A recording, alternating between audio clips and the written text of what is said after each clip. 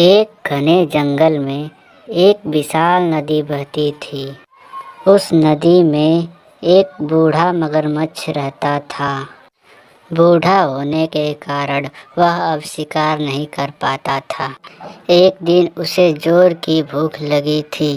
उसने सोचा कि मैं नदी के बाहर तो जाके शिकार कर नहीं पाता हूँ, इसलिए नदी में ही कोई मछली पकड़कर अपनी भूख मिटा लेता हूँ।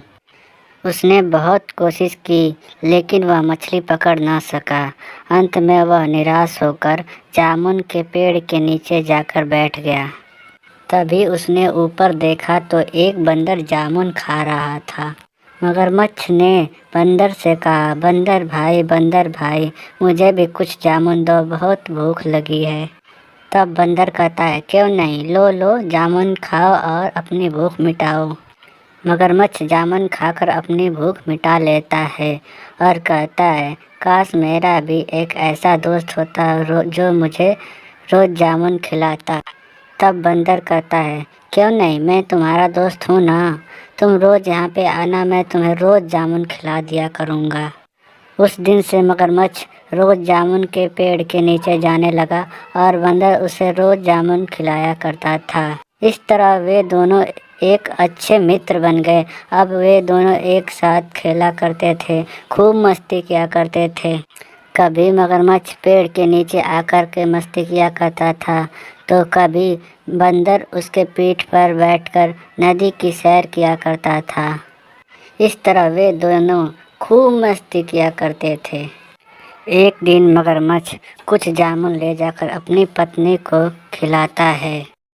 जामुन खाने के बाद मगरमच्छ की पत्नी कहती है कि वाह, कितना जामुन मीठा है, यह जामुन तो इतना मीठा है।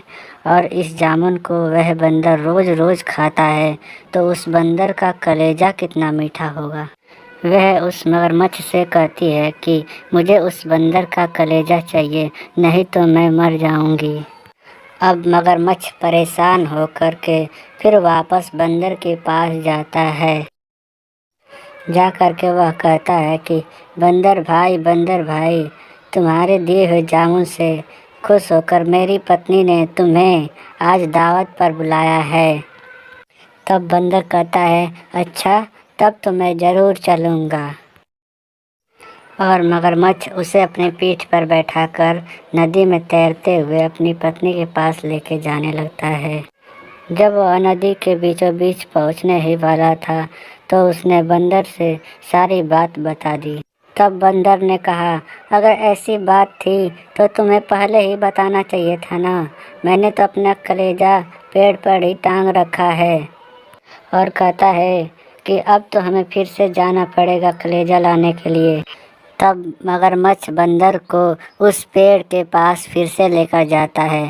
पेड़ के पास जाते ही बंदर फटाक से कूदकर उस पेड़ पर चढ़ जाता है और कहता है, अरे मूर्ख, तुम पागल हो क्या? कोई अपना कलेजा अपने शरीर से बाहर रखता है? और इस तरह करके वह अपनी समझदारी और बुद्धिमानी से अपनी जान को बचा लेता है। इस कहानी से हमें यह सीख मिलती है कि हमें हमेशा सतर्क रहना चाहिए और किसी पर आँख मूंद कर विश्वास नहीं करना चाहिए।